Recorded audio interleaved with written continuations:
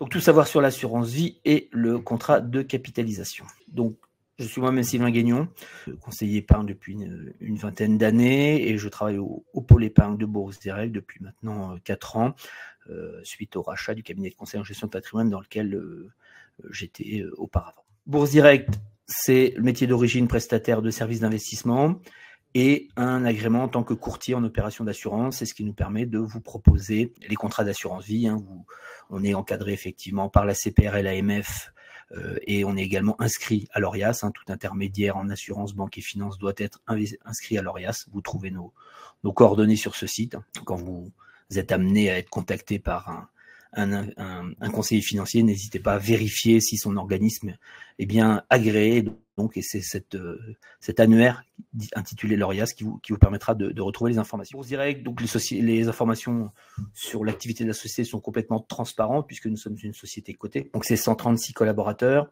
Au 31 décembre 2024, c'était 367 716 comptes ouverts, pour lequel donc, ont été exécutés en 2024 4,6 millions d'ordres. 75,4 millions d'euros de chiffre d'affaires et des fonds propres au 31 décembre 2004 de 80,5 millions d'euros. L'assurance vie, alors on a l'habitude d'appeler ça le couteau suisse de la gestion de patrimoine et d'en faire le placement préféré des Français puisqu'effectivement son encours qui a dépassé les 2000 milliards là en ce début d'année représente un tiers du patrimoine financier des Français. Un petit rappel, effectivement, chaque investisseur doit tenir compte de sa situation personnelle et ne pas avoir la fiscalité pour unique motivation de sa souscription, sachant que le traitement fiscal dépend de la situation individuelle de chaque investisseur et est susceptible d'être modifié. Voilà pour les rappels réglementaires. Le sommaire, dans un premier temps, la définition, le fonctionnement et la fiscalité en cas de vie, et ensuite la fiscalité en cas de décès, donc là c'est les avantages successoraux, un petit brièvement, voilà, pardon, j'ai trouvé mon mot, le contrat de capitalisation qui ressemble, vous verrez, à l'assurance vie, et à la fin, donc effectivement, la séance de questions-réponses. En l'occurrence, je dirais, si vraiment il y a des questions sur des termes que j'emploie, j'essaierai de les définir en direct, mais sur vraiment les questions eu égard, de toute façon, grand nombre de réponses interviendront après. Souvent, j'ai des questions en cours de webinaire, auquel cas, c'est des questions auxquelles je réponds dans la suite de la présentation. D'abord, une définition juridique. L'assurance vie est un contrat par lequel l'assureur s'engage à verser à un bénéficiaire un capital ou une rente en échange d'une prime. Voilà, d'un point de vue juridique, la définition de l'assurance vie. Qu'en est-il de l'ensemble des parties? Donc, vous avez l'assureur, entreprise réglementée notamment par le code des assurances et agréé. C'est lui qui va couvrir le risque et s'engage à verser les prestations en cas de réalisation de ce dernier. Alors, dans le cadre de l'assurance vie, le risque, c'est le décès. Effectivement, vous avez des capitaux sur votre contrat, le risque étant le décès, l'assureur, lui, il se doit de transmettre ses capitaux. Les autres parties, vous avez l'adhérent, donc la personne qui est à l'origine de la souscription du contrat qui va verser les primes et désigner le bénéficiaire. L'adhérent doit être juridiquement capable de contracter, ce qui exclut dans un premier temps les mineurs, sauf s'ils sont dûment représentés. L'assuré, personne sur la tête de laquelle repose le risque, et à 100%, à 99,99%, c'est la même personne que l'adhérent. Le bénéficiaire, donc là, c'est la personne qui, s'il est vivant au décès de l'assuré, percevra l'épargne constituée sur le contrat. Élément crucial du contrat, on le verra plus tard, sachant que ça peut être le ou les bénéficiaires. Là, je pourrais effectivement le mettre au pluriel, on peut désigner le nombre de bénéficiaires que l'on veut. Le courtier, la dernière partie, donc là, c'est l'intermédiaire réglementé qui agit en qualité d'agent de liaison entre un client et une entreprise d'assurance afin de définir ses besoins d'assurance pour lui proposer des contrats les plus adaptés. Donc là, en l'occurrence, le courtier, c'est Bourse Direct.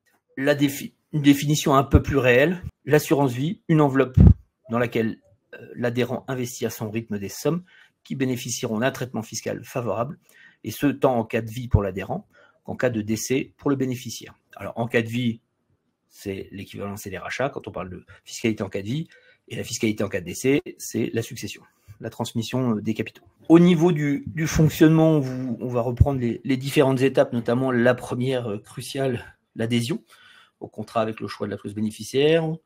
On abordera les versements, les arbitrages, les rachats, les avances, les rentes. L'adhésion, alors vous le verrez si vous êtes amené à adhérer à un contrat sur Internet, vous avez toutes, je dirais, des renseignements à mettre, vous devez répondre à des questions puisque nous faisons face à des obligations notamment d'information et de devoirs de conseil, et d'établissement de votre profil de risque. C'est pour ça que dans cette procédure, en fonction des réponses que vous allez faire, on va vous proposer un contrat et une solution à mettre en place. Maintenant, c'est l'obligation de la loi. Derrière, vous pouvez renoncer à cette proposition et faire ce que vous voulez. Il n'y a pas de souci sur le sujet. C'est juste le fait que nous, c'est une obligation. Vous allez retrouver 2 modes de gestion. Gestion libre, gestion pilotée. La gestion libre, c'est effectivement vous qui avez la main et vous faites totalement ce que vous voulez. Et la gestion pilotée, vous allez déléguer une société de gestion qui va faire le suivi, qui va réaliser des opérations d'arbitrage en fonction du mandat que vous aurez sélectionné. Dès l'adhésion, la prime que vous allez verser, vous devrez indiquer sur quel support vous voulez investir, sachant que on a des supports des moins risqués comme le fonds en euros, qui soit croissance ou de nouvelle génération, jusqu'aux plus risqués comme les actions. Vous allez retrouver également des supports immobiliers, des fonds actions et également des produits indiciels, plus connus sous le nom d'ETF ou tracker. Sachant que, en dehors du fonds en euros qui est garanti par l'assureur, tous ces autres unités de compte supportent un risque de perte en capital. L'adhésion, donc en ouvrant un contrat d'assurance vie, vous pouvez verser de l'argent en une seule fois par le versement unique, et ça c'est jamais figé, ou quand vous le souhaitez, un versement libre en fonction de vos disponibilités, de la possibilité que vous avez de bloquer des fonds sur un horizon, enfin quand je dis bloquer, c'est dans le dialogue, en fonction de l'horizon d'investissement des supports que vous aurez sélectionnés, ou encore de façon programmée. Quand on s'oriente vers les actifs les plus risqués, la solution du versement programmé est la plus recommandée. Donc c'est ce que je vous disais tout à l'heure, vous devez sélectionner les produits dans lesquels vous allez investir les fonds que vous déposez sur le contrat, sachant que le fonds en euros, donc c'est le produit qui est garanti, donc là votre épargne n'est pas soumise au mouvement des marchés financiers. Le rendement, lui, par contre, est corrélé au niveau des taux d'intérêt. On l'a vu ces derniers temps, les rendements avaient fortement baissé, et depuis la remontée des taux, ceci avait remonté également.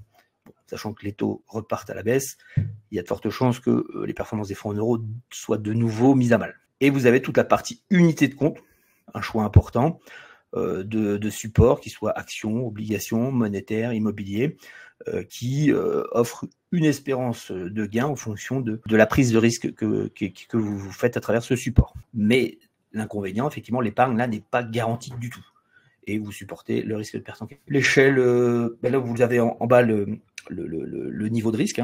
Moins il y a de risque, donc le produit le moins risqué seront le fonds en euros, mais sachant que ça s'accompagnera d'un potentiel de performance moindre, et jusqu'aux unités de compte qui peuvent aller des obligations, de l'immobilier, des actions, où là, effectivement, le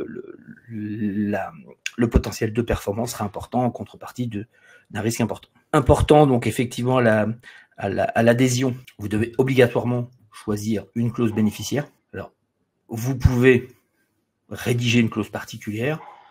Parfois, on peut parler de clause démembrée, où on va donner l'usufruit aux enfants, la nue propriété aux enfants, et l'usufruit aux conjoints survivants, par exemple.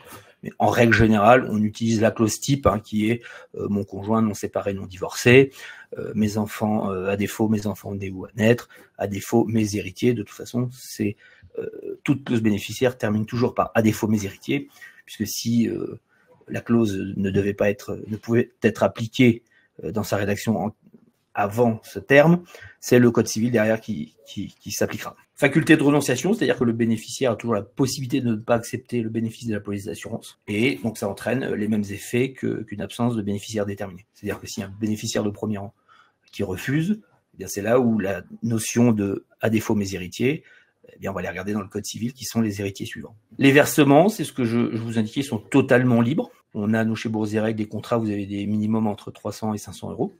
Mais derrière, vous n'avez aucune obligation. C'est vraiment un produit, vous épargnez, vous constituez un capital à votre rythme. Les versements libres, donc, alors on utilise maintenant essentiellement le prélèvement, parce que faire des virements dans les comptes des assureurs, c'est des comptes sur lesquels il y a des milliers d'écritures au quotidien, donc c'est assez compliqué. On va préférer, effectivement, dans les procédures, que ce soit l'adhésion ou les versements que vous aurez l'occasion de saisir sur votre espace client, eh bien, de mettre en place un mandat de prélèvement. Les versements programmés, toujours par prélèvement. Alors, juste, je vous ai rajouté le CAC 40, donc dividendes réinvestis sur les 10 dernières années. Comme vous pouvez le voir, il y a des hauts et il y a des bas. Et le fait d'investir régulièrement va permettre de lisser ces effets de marché. Parce que par exemple, si vous aviez investi juste avant le Covid, vous aviez retrouvé votre capital un an après. Que si vous avez investi sur les 12 mois qui suivaient, enfin qui vous ont permis de retrouver votre niveau de capital, si vous avez investi régulièrement, vous auriez une performance positive supérieure à si vous aviez tout investi d'un coup. Voilà, c'est vraiment ne pas chercher le point d'entrée, mais faire du versement régulier. Voilà. Ou si on a un capital important à investir en plusieurs fois sur 6, 12, 18 mois, accompagner toujours ces mouvements de marché. Alors ça, c'est pour la partie effectivement des investissements les plus risqués. Les arbitrages. Alors les arbitrages, qu'est-ce qu'un arbitrage? C'est l'opération qui va vous permettre de réorienter votre épargne. À l'adhésion, vous avez mis 100% de fonds en euros, vous décidez d'investir un peu sur les actions, eh bien l'arbitrage pourra consister à vendre 10% de la position de fonds en euros pour investir à 100% sur un fonds action comme Gesmond par exemple ou bien d'autres. Vous bénéficiez aussi en fonction des contrats, mais on les retrouve quasiment essentiellement dans tous les contrats, d'options d'arbitrage. C'est-à-dire que vous allez mettre en place une sécurisation des plus-values, une dynamisation des plus-values ou une limitation des moins-values.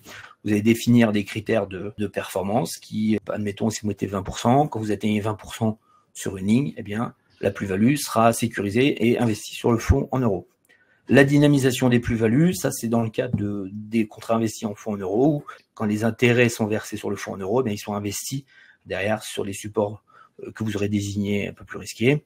Et la limitation des moins-values, c'est là aussi sur les supports, les supports actions, quoi, toutes les unités de compte qui peuvent varier fortement. Eh bien, vous pouvez décider par exemple à moins 10 ou à moins 20 de sortir de ce support. Mais tout ceci, vous retrouvez dans les conditions générales, tout est indiqué. Vous avez un mode de fonctionnement qui peut varier, notamment sur la constatation. La constatation de toutes elle n'est pas quotidienne, elle n'est pas, je dirais, en temps réel, mais c'est une fois par mois, par exemple le dernier vendredi du mois, où on va regarder si vos lignes rentrent dans les options d'arbitrage. Et à ce moment-là, mettre en place les arbitrages nécessaires s'il y a lieu. Les rachats, là, c'est pour disposer de votre épargne. Alors, comment dirais-je, sur un contrat d'assurance vie, à aucun moment donné, sauf support bloqué, l'argent n'est bloqué. L'assureur, lui, doit assurer une liquidité au quotidien de votre contrat, même si celui-ci a moins de 8 ans. Voilà, il n'y a pas de clôture de contrat comme ça peut être le cas sur un PEA, sur un retrait sur un PEA avant 5 ans. Hein, dans ce cas-là, l'enveloppe fiscale a été clôturée, est clôturée. Eh bien, le contrat d'assurance vie, non, lui, il continue de vivre. Vous mettez, vous déposez, vous retirez au gré, effectivement, de vos besoins. Maintenant, ce qu'il faut remettre en parallèle, c'est la stratégie et les investissements que vous faites à l'intérieur. Autant, donc ça peut être des rachats partiels ou rachats total, hein, si vraiment vous avez plus intérêt à garder le contrat. En règle générale, on peut garder, on a des minimums à 1000 ou 1500 euros, je crois, sur les contrats. Donc, il peut être intéressant, même si à un moment donné, on a besoin de liquidité, de garder une enveloppe ouverte, justement, pour bénéficier de son antériorité, surtout sur le contrat à plus de 8 ans. Parce que derrière, si vous deviez rouvrir un nouveau contrat, si vous avez fait un rachat total, eh bien, vous repartirez sur une durée de 8 ans pour obtenir les pleins avantages fiscaux en cas de rachat. Et puis, en matière de complément retraite, par exemple, ça peut être utilisé pour faire des rachats partiels programmés. Vous pouvez, par exemple, effectivement, en fonction de votre capital, dire je veux 100, 200, 300 euros par mois. Eh bien, c'est quelque chose qu'on peut mettre en place sur un contrat d'assurance vie. Et donc, ça se fait automatiquement. La fiscalité des rachats. Alors, c'est là on va rentrer dans une chose un petit peu plus complexe, même si ça reste assez clair. Tout d'abord, on va constater le fonds en euros. Le fonds en euros, historiquement, on avait des contrats monosupport, c'est-à-dire il y avait que le fonds en euros dans ces contrats. Bien sûr, ces contrats, à chaque fois que les intérêts, la participation aux bénéfices sur le fonds en euros était inscrite en compte le 31 décembre, les prélèvements sociaux étaient défalqués. Eh bien, ça a été étendu aux contrats multi-support qui n'avaient pas cette subtilité jusqu'au 30 juin 2011. Eh bien, depuis le 1er juillet 2011, l'inscription en compte de la participation aux bénéfices génère le paiement des prélèvements sociaux à chaque 31 décembre pour tous les contrats, qu'ils soient monosupport ou multisupport. C'est-à-dire, effectivement, annuellement, hein, vous avez quand vous ouvrez un contrat d'assurance vie, vous avez une information annuelle, au moins qui est mise en place, où tout ceci est clairement transparent. La situation donc annuelle qui vous est envoyée, alors c'est une situation 31 décembre et qui est envoyée entre février, mars, avril de l'année suivante, justement, eu égard à toutes les informations réglementaires qui doivent être prescrites. Et en cas de rachat sur un contrat multi-support, les prélèvements sociaux sont dus sur la part d'intérêt incluse dans le rachat qui n'a pas déjà supporté les prélèvements sociaux. C'est-à-dire que les prélèvements sociaux, c'est en une seule fois. Sur la partie fonds en euros, ils sont prélevés chaque année. Donc, a priori, si vous faites un retrait sur un contrat 100% euros, il n'y a pas de complément de prélèvements sociaux. Si vous avez un contrat, par exemple, 50% fonds en euros, 50% unités de compte, eh bien, il y aura la part des prélèvements sociaux sur les unités de compte qui devraient être prélevées lors de votre achat. Cette fiscalité, quelle est-elle? Alors là aussi, on va distinguer. Il y a eu un changement le 27 septembre 2017. Donc, pour tous les contrats qui ont été ouverts avant cette date, alors cette date, ça correspond à l'introduction du prélèvement forfaitaire et notamment de l'impôt prélevé à la source, impôt sur le revenu, mais c'est le cas aussi sur les contrats d'assurance vie. Donc de base, pour ces contrats ouverts avant le 27 septembre 2017, ils sont soumis au barème progressif de principe, où vous avez la possibilité de choisir sur le prélèvement forfaitaire libératoire sur option. Ça, c'est le principe, sachant que vous avez 3 niveaux de prélèvement. Pour les contrats de 0 à 4 ans, 35%, entre 4 et 8 ans, 15%, et au-delà de 8 ans, donc 7,5% après l'abattement de 4 600 €, 9 200 € pour un couple. Sachant que ça, c'est tout contrat confondu, on est d'accord. Ça, c'est la partie impôt sur le revenu.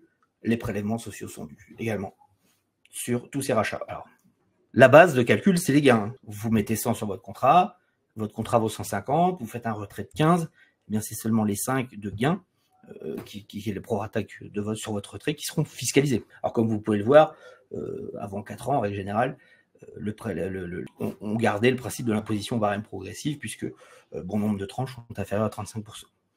Depuis l'introduction du prélèvement forfaitaire, eh bien, on va rentrer dans une fiscalité de droit commun que vous retrouvez sur les comptes titres, par exemple. Tous les contrats de moins de 8 ans se voient appliquer ce prélèvement forfaitaire unique, actuellement de 30%, 12,8% sur l'impôt sur le revenu et 17,2% de prélèvements sociaux, sachant que ça c'est le principe, mais que vous avez toujours en option la possibilité de la réintégrer, de demander l'imposition au barème progressif, sachant que vous avez des tranches à 0 et 11%, ça peut avoir un intérêt. Là, vous voyez, on a renversé. De principe, on était sur l'imposition au barème, on est passé à une imposition au prélèvement forfaitaire, de principe. Mais sachant qu'il y a toujours l'option de revenir à l'autre si elle est plus favorable. Et au-delà de 8 ans, on va retrouver notre 7,5% d'impôt sur le revenu et l'abattement de 4 600 € pour une personne seule et 9 200 € pour un couple, si et seulement si les primes versées depuis le 27 septembre 2017 sont inférieures à 150 000 € par personne. Au-delà, eh bien, vous allez retrouver le 12,8% du taux de prélèvement forfaitaire qui va s'appliquer, sachant que eh bien, si vous avez versé par exemple, si vous avez versé 300 000 et que, donc, c'est-à-dire vous avez fait 2 fois le plafond, eh bien, il y a un prorata, 50% seront à 7,5 et 50% à 2,8%. Toujours après l'abattement. Et bien sûr, dans cette fiscalité, on a toujours les prélèvements sociaux qui sont dus, mais qui pourraient déjà avoir été encaissés sur la part du fonds en euros et qui seront encaissés seulement sur les unités de compte. Pour formaliser, je vous ai mis un petit exemple. Là, dans notre cas, donc le versement initial sur le contrat est de 3 000 € et avait un versement programmé de 50 € par mois. On décide d'investir sur les actions françaises. J'ai pris pour l'hypothèse le rendement passé du CAC 40 dividendes réinvestis, donc sur la période 2015-2023, a été de 9,52%. Comme il est bon toujours de rappeler que les performances passées ne préjugent pas des performances futures, et bien voilà, c'est fait. Donc valorisation fin 2003, donc ce contrat fait 13 295,57 €, dont 5 495,57 € de plus-value. Et bien si on fait un rachat total du contrat, mon souscripteur est célibataire, et bien donc l'abattement va s'appliquer sur le produit, 5 495,57 duquel on retire 4 600 €. Donc la part fiscalisée à l'impôt sur le revenu, ça a de 895,57 €. Soit au taux de 7,5, 67 €. Ça, c'est la fiscalité finale. Dans la pratique, l'assureur, lui, il n'a pas la possibilité de gérer l'abattement de 4 600 €, puisque, je vous l'ai dit tout à l'heure, c'est un abattement qui est tout contrat confondu. L'assureur, lui, ne sait pas si vous avez d'autres contrats ailleurs. Donc, c'est pour ça que lui, il prélève les 7,5 dès le premier euro, et c'est l'administration fiscale qui vous restitue l'équivalent de l'abattement multiplié par 7,5 dans votre avis d'imposition de l'année suivante. Là, en l'occurrence, le client, l'assureur va lui retenir 412 € et l'administration fiscale lui rembourser 395 € de prélèvement forfaitaire déjà versé. au titre de l'abattement, pardon. Et les prélèvements sociaux dans mon cas, puisque là on était sur de l'action, donc il n'y a pas eu de prélèvement au fil de l'eau. La même base que pour l'impôt sur le revenu, mais sans abattement, 5 495,57 au taux de 17,2%, soit 945 €. Je vous ai remis l'assureur déduit les prélèvements sociaux déjà réglés sur le fonds en euros, mais là, en l'occurrence, on était sur du 100% action et notamment CAC. Alors, les avances. L'avance sur police dans le cadre d'un contrat d'assurance vie est un prêt. Effectivement, vous avez, ça c'est tous les contrats qui le proposent, votre allocation d'actifs que vous avez mis en place, vous ne souhaitez pas y toucher, mais vous avez besoin de fonds. Eh bien, vous pouvez demander ce que l'assureur vous fasse un crédit, donc qui sera plafonné à un certain pourcentage de votre contrat, en contrepartie, effectivement, de la rémunération d'un taux d'intérêt. Donc, cette avance vous permet de percevoir des liquidités sans diminuer la valeur de rachat de votre contrat. À charge pour vous, par contre, de restituer effectivement cette avance et la dette s'éteindra quand vous aurez restitué la totalité de l'avance et réglé les intérêts qui y a à faire. Donc, l'avance n'est pas un rachat. Donc, vous allez voir, il n'y aura pas de fiscalité. Elle peut être remboursée à tout moment par le contractant, À défaut, elle est déduite de l'assureur des sommes qu'il verse aux bénéficiaires au dénouement du contrat. Voilà, c'est si un contrat, l'adhérent vient à décéder et il a encore une avance qui est en place sur ce contrat, eh bien, en premier lieu, on soldera l'avance et puis le solde des capitaux sera versé aux bénéficiaires. Pardon. Les intérêts en général payés en même temps que le remboursement de l'avance. Effectivement, les intérêts sont indexés sur taux moyen mensuel des prêts.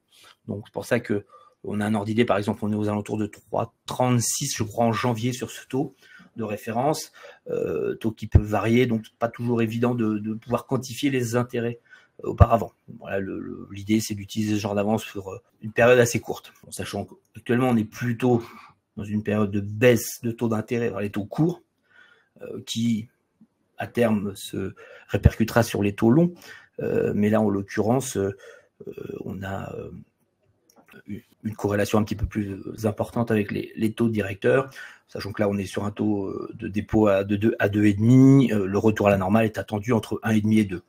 Voilà, les taux ne retourneront pas à 0% comme on a pu le voir par le passé. Une autre possibilité, c'est la transformation en rente viagère. L'assureur, alors là c'est une possibilité, ça n'est pas une obligation. Eh bien cette rente viagère, c'est le versement régulier d'une somme en l'échange de l'aliénation du capital. Donc là oui, vous dites je veux transformer en rente. L'assureur va vous proposer différentes rentes et un différent niveau de rente en fonction de possibilités de reversion ou autre que vous choisirez. Et lui, il utilise les tables de mortalité actuelles, alors, sachant que l'inconvénient, c'est que maintenant, on est sur des tables de mortalité femmes pour tout le monde. On n'a plus, en matière d'assurance, plus le droit de faire de discrimination homme-femme. Donc, les assureurs ont tous sélectionné la table qui leur est le plus favorable. Derrière cette rente, effectivement, vous allez avoir une fiscalité qui va être intéressante, puisqu'en fonction de l'âge où vous transformez cette assurance vie en rente, eh bien c'est seulement une partie de la rente. Vous voyez, si vous faites ça après 70 ans, c'est seulement 30% de la rente qui sera imposable. Là, encore une fois, je vous dis, c'est une possibilité. On peut faire la demande de simulation de rente et vous décidez vraiment en votre âme et conscience. C'est là un avantage, c'est une enveloppe où vous faites vraiment tout est à votre main, à votre portée. La fiscalité en cas de décès, donc là c'est effectivement ce qu'on va appeler la transmission, les avantages en matière de succession. Succession est un peu utilisée à tort puisque le contrat d'assurance vie est réputé hors succession. Donc on verra ce qui se passe au décès de l'assuré et la fiscalité associée. Eh bien, les sommes sur le contrat, comme je vous ai dit, ne font pas partie de la succession. C'est l'assureur qui va exécuter la clause bénéficiaire et transmettre les capitaux aux bénéficiaires est soumis à une fiscalité spécifique qu'on sera amené à voir juste après. Alors, il y a quelques petits sujets, mais pour tout vous dire, en 20 ans de carrière, je n'ai jamais rencontré encore à ce moment-là. C'est la prime manifestement exagérée, c'est-à-dire que vous versez 80% de votre patrimoine 6 ou 12 mois avant de décéder. Ça peut être une coïncidence, mais ça pourra rentrer dans ce terme d'abus, qui est d'éluder l'impôt des droits, les droits de succession. Donc c'est sur des montants relativement importants, donc c'est pas forcément, c'est pour ça que c'est des choses qu'on voit assez peu.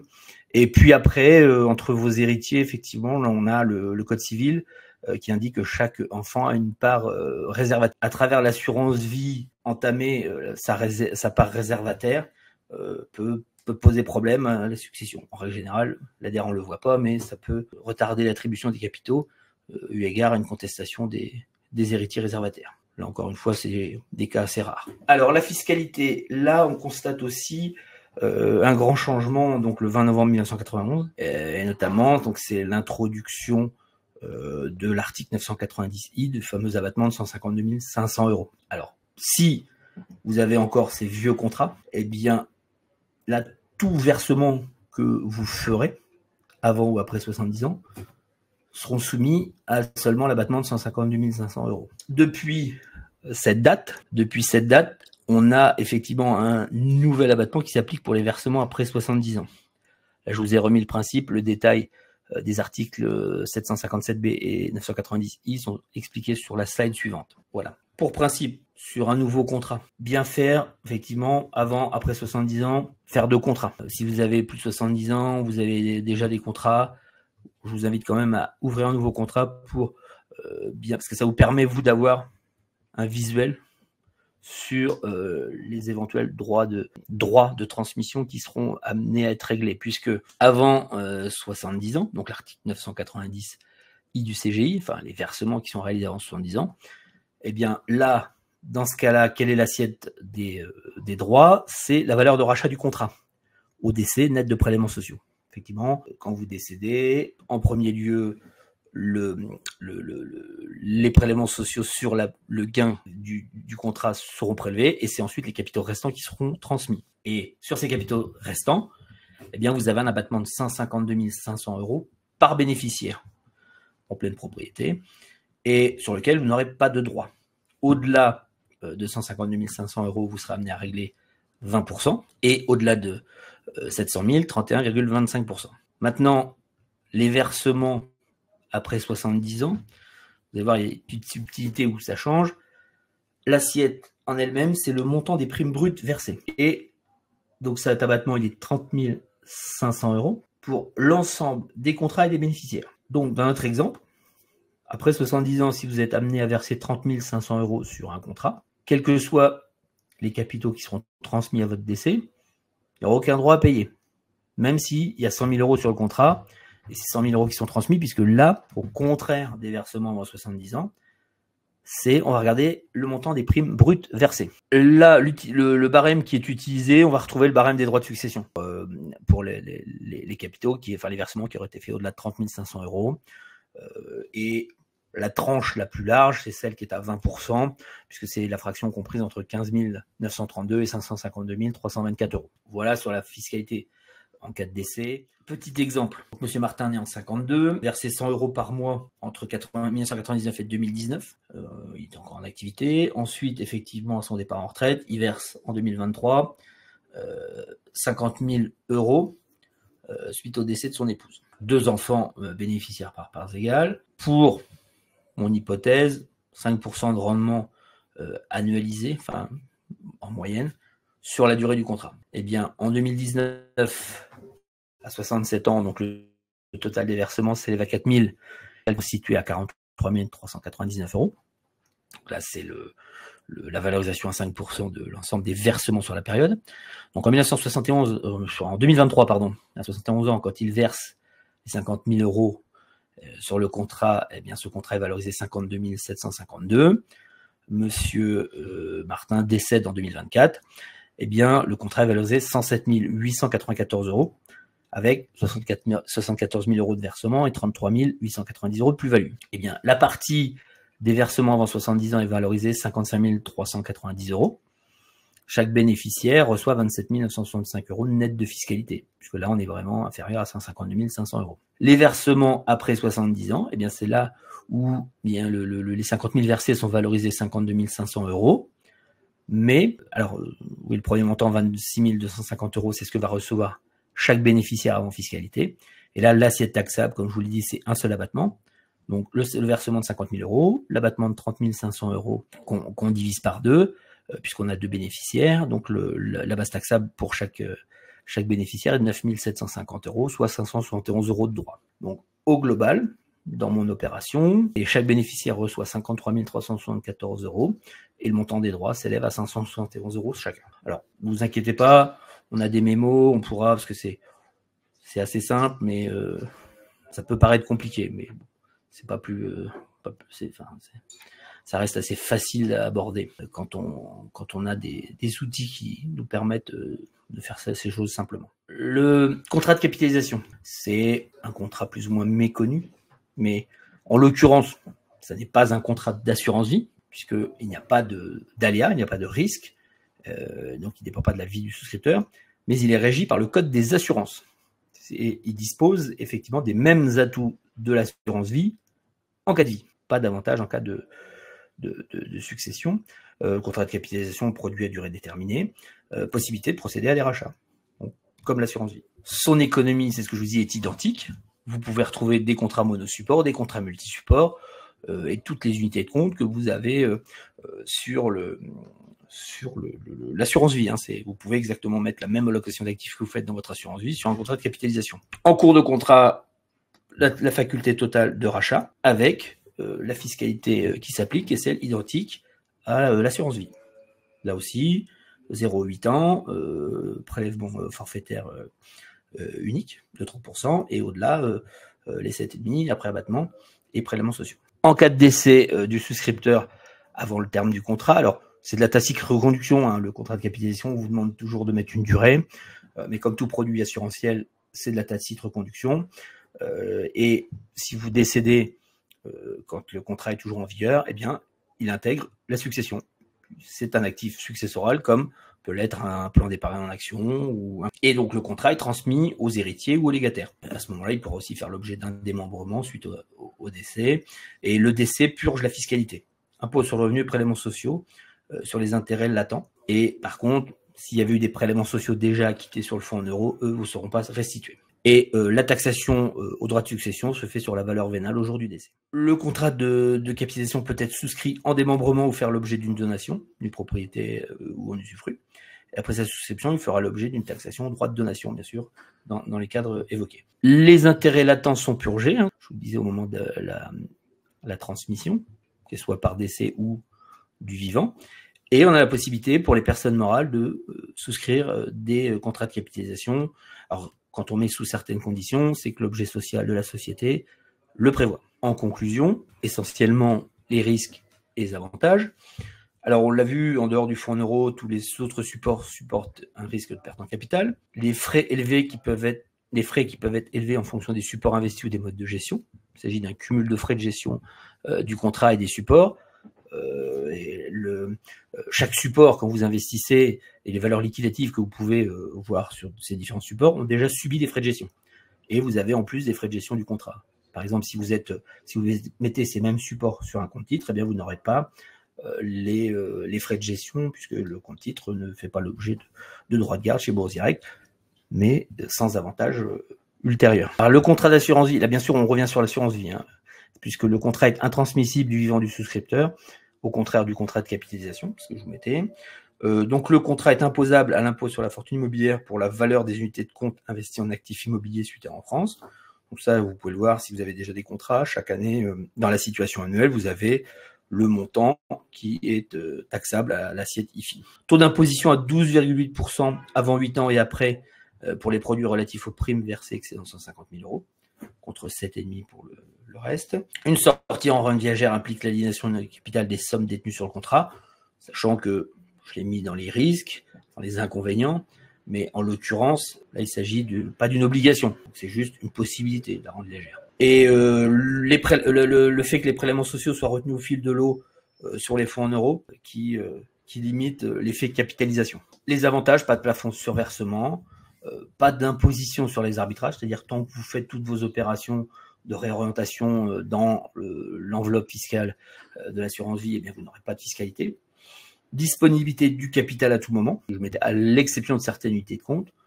Le mot bloqué n'existe pas sur l'assurance vie, sauf, alors effectivement avec la loi industrie verte, on voit arriver plein de faux communs de placement qui vous permettent d'investir dans le private equity, le fameux capital risque.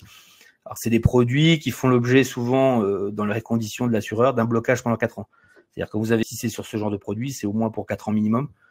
Vous ne pourrez pas faire de rachat. Alors, si bien sûr l'adhérent venait à décéder pendant cette période, là par contre, le rachat est pour cause de décès, lui, est tout à fait possible. Alors donc, seule la part des intérêts compris dans le rachat est imposée en cas de retrait sur le contrat. Le choix entre de nombreux supports, des plus sécuritaires ou plus dynamiques, comme je vous disais, fonds en euros, unité de compte, SCPI ou PCVM, titre vif, titre vif, donc les actions. Nous avons un contrat donc, qui est assuré par Generali, vous allez voir après, où on peut mettre des actions LVMH, Air Liquide, toutes ces choses. Après 8 ans, donc l'abattement annuel de 4 600 € pour une personne, 9 200 € pour un couple. Donc cet abattement, effectivement, il est remis à zéro chaque année sur l'assiette taxable et hors prélèvements sociaux. Et également, le dernier avantage, comme on l'a pu le voir, la transmission d'un capital au décès, avec une fiscalité moins lourde que les droits de succession. L'offre bourse directe en elle-même, si vous avez l'occasion d'y aller sur le site, pour ceux qui sont clients déjà bourse, vous avez une rubrique épargne assurance vie dans laquelle vous pouvez consulter toutes ces informations sur notre offre, mais également pour ceux qui ont déjà un contrat, accéder à votre accès client internet dans lequel vous pourrez réaliser vos opérations. Donc 2 assureurs, ce que je disais, la gestion libre accessible à partir de 300 ou 500 €, 5 000 € en gestion pilotée sur le contrat bourse direct vie, des versements libres là aussi avec des minimums à 300 ou 500 €. Pour rappel, le versement libre, c'est un versement que vous décidez de faire quand vous le souhaitez. Les versements programmés, vous voyez, qui démarrent à 50 € par mois, 150 € par trimestre, 300 € par semestre. Alors, il peut être intéressant parfois de transformer un versement mensuel de 50 € par mois, en 150 € trimestriel, ce qui vous permettra derrière de faire 3 supports, puisqu'on a un minimum par support de 50 €, et de pouvoir diversifier plus grandement vos investissements. Les arbitrages accessibles des 50 à 300 €, les rachats partiels, 1000 ou 500 €. Là, vous voyez, on a une souplesse qui est quand même assez importante. Concernant les frais, pas de frais sur versement ni de frais d'arbitrage. Et les frais de gestion sur unité de compte sont de 0,65 % par an. Alors, si vous êtes amené à avoir un contrat, vous verrez qu'ils sont facturés tous les trimestres. La possibilité de faire des actions, titre vif, dans le Bourse Direct Horizon de chez Generali, donc ça, effectivement, vous avez une liste il y en a environ 90 de mémoire. Donc avec un minimum, par contre, par opération de 1 500 €. Oui, ça peut être difficile d'y accéder. Par contre, sur le Bourse Direct Vie, vous n'avez pas d'action.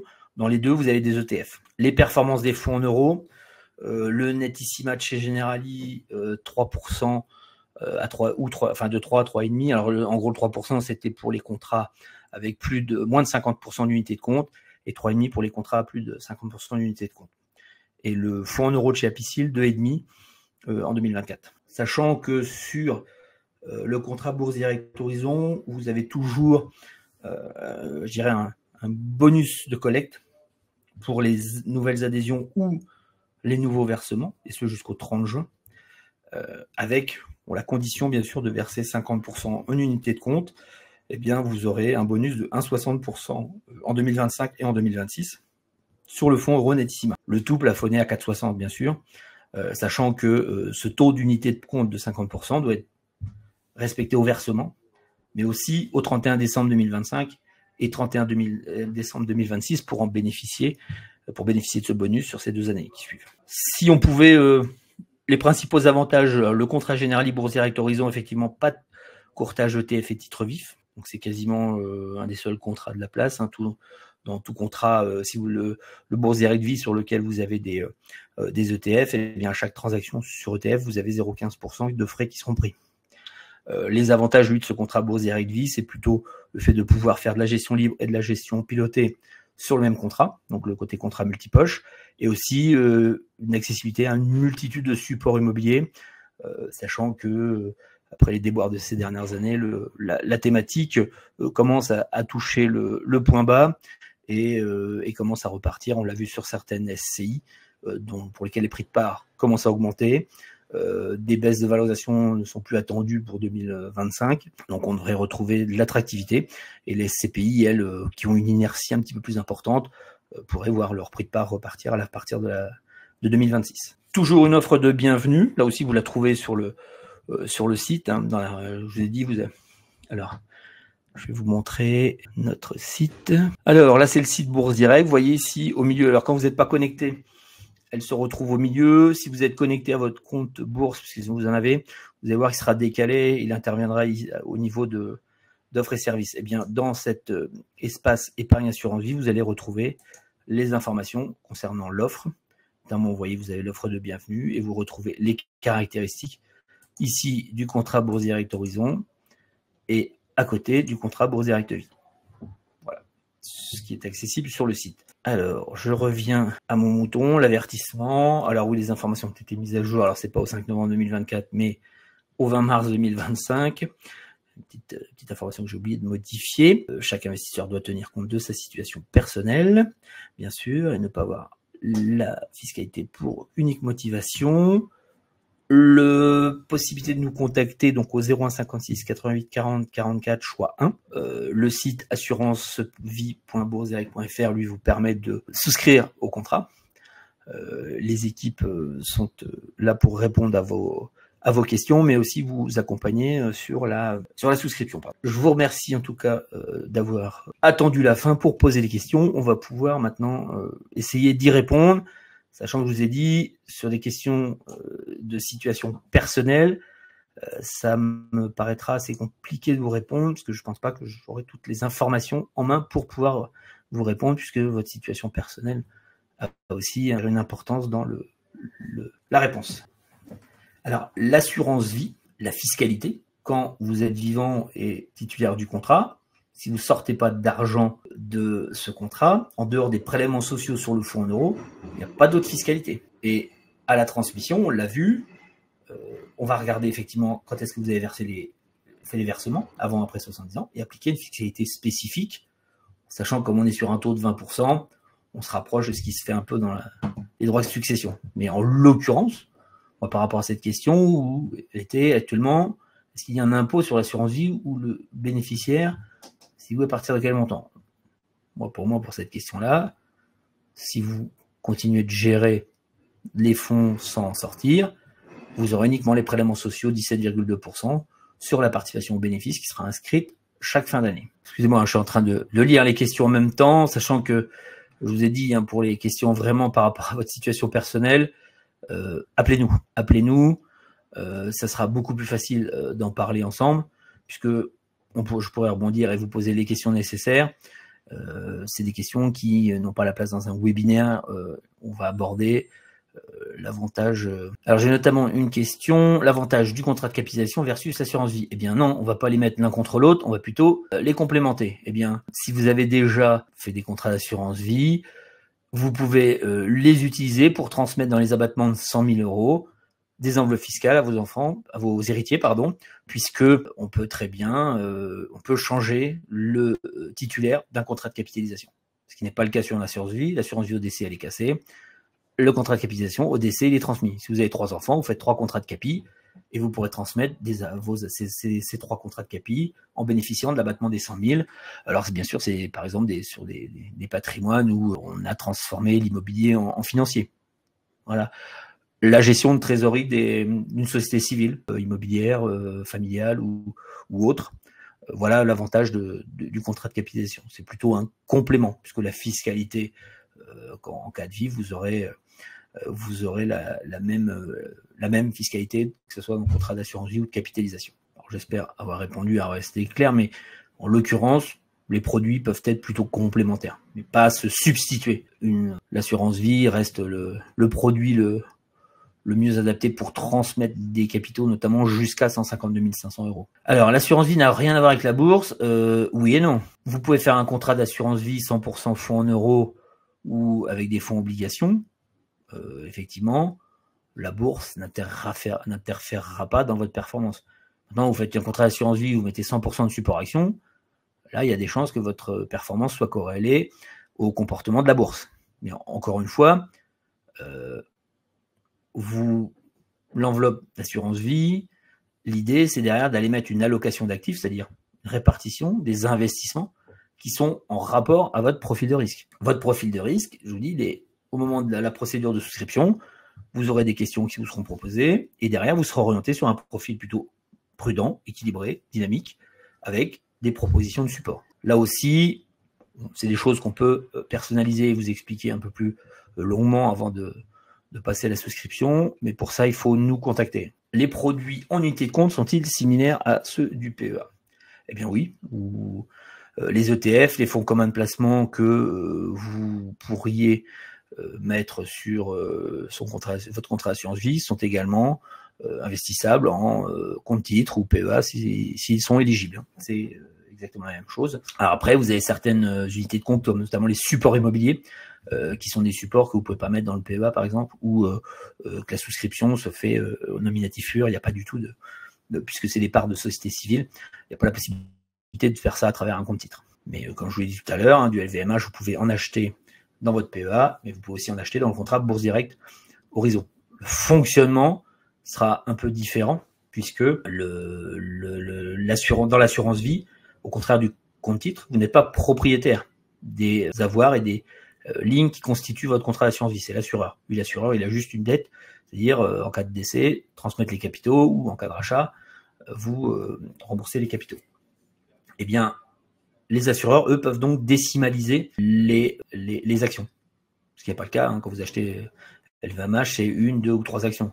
Dans une contrat d'assurance vie, si vous mettez 1000 €, vous pouvez avoir 2,35 parts. Ça, c'est l'assurance vie qui le permet. Alors, l'assurance vie, c'est un placement pour la retraite. Oui et non. Ça vous permet de gérer vos capitaux avec une fiscalité avantageuse à tout moment de la vie. Mais vous pouvez effectivement aussi, à la fin, l'utiliser en finalité pour la retraite, sur un projet immobilier, par exemple, vous êtes amené à déménager, vous prenez une location temporaire, le produit de la cession de votre bien, vous le mettez sur l'assurance vie, qui va vous permettre d'aller chercher un rendement, bien sûr adapté en fonction de votre horizon d'investissement, et puis de ressortir les fonds quand vous aurez besoin d'acheter à nouveau ce bien, ou pourquoi pas de l'apporter en nantissement du crédit, en garantie d'un crédit que vous pourriez mettre en place. L'intérêt du contrat de capitalisation, il est comme pour le PEA, comme pour l'assurance vie. Vous gérez les avoirs à l'intérieur sans fiscalité immédiate. Après, effectivement, l'idée c'est plutôt de transmettre une enveloppe à ses héritiers qui bénéficiera de l'antériorité fiscale. Puisque ça permet aux héritiers, on a possibilité, on change juste le nom du titulaire du contrat, et lui bénéficie d'une enveloppe qui a déjà 8 ans. Ça peut être un des gros avantages. Mais c'est aussi pour gérer la trésorerie des sociétés civiles ou des choses ainsi. Mais en l'occurrence, si vraiment c'est que la transmission, vous n'avez pas plus de 152 500 € par bénéficiaire, l'assurance vie suffit amplement. Alors, pas de compte espèce sur les produits assurantiels, que ce soit assurance vie ou contrat de capitalisation. Donc, vous devez toujours être investi sur une unité de compte. L'avantage qu'on a à l'heure actuelle, c'est que les taux de la Banque centrale ne retourneront pas à 0, voire en dessous de 0. Donc, les fonds monétaires restent des très bons produits d'attente. Actuellement, on est à 2,5% de rémunération, puisque, pour rappel, qu'est-ce qu'un fonds monétaire? C'est un fonds qui va investir dans les obligations à moins d'1 an. Et les obligations à moins d'1 an, elles sont corrélées au taux de dépôt de la Banque centrale, donc actuellement 2,5%. Et c'est une ligne qui est parfaite pour une position d'attente, pour l'équivalent d'un solde d'espèces que vous pourriez avoir sur un compte titre. Alors j'ai une question sur montant financier sécurisé en cas de blocage de fonds de l'État. Alors là, effectivement, les enjeux, puisque maintenant on a dépassé les 2000 milliards, ce serait la problématique de retrait massif. Et la loi Sapin a introduit des coupes-circuits. L'idée, c'est de pas bloquer les fonds, mais de pouvoir faire fluidifier les retraits en cas d'accident majeur et de pas mettre le système en péril. Parce que pour rappel, la garantie du fonds des assurances, de mémoire, alors j'ai toujours entre les comptes espèces et l'assurance vie, il y a un 100 000 et il y a un 70 000. Sachant que ne voilons pas la face, le fonds de garantie des assurances, il y a, aux dernières nouvelles, il y avait 4 milliards dessus, donc pour garantir 2000 milliards. La garantie, elle est dans le dialogue. A priori, j'ai répondu à l'ensemble des questions. Donc, encore une fois, n'hésitez pas à nous appeler pour répondre à vos problématiques, à vos situations particulières. Alors là, une question qui vient de tomber sur l'assurance vie et le crédit immobilier. Ça, faut demander aux banques, parce que nous, on ne fait pas de crédit. C'est une possibilité, potentiellement, quand vous êtes dans le cadre d'un crédit. Mais en l'occurrence, là, c'est plus le prêteur qui sera susceptible de vous renseigner.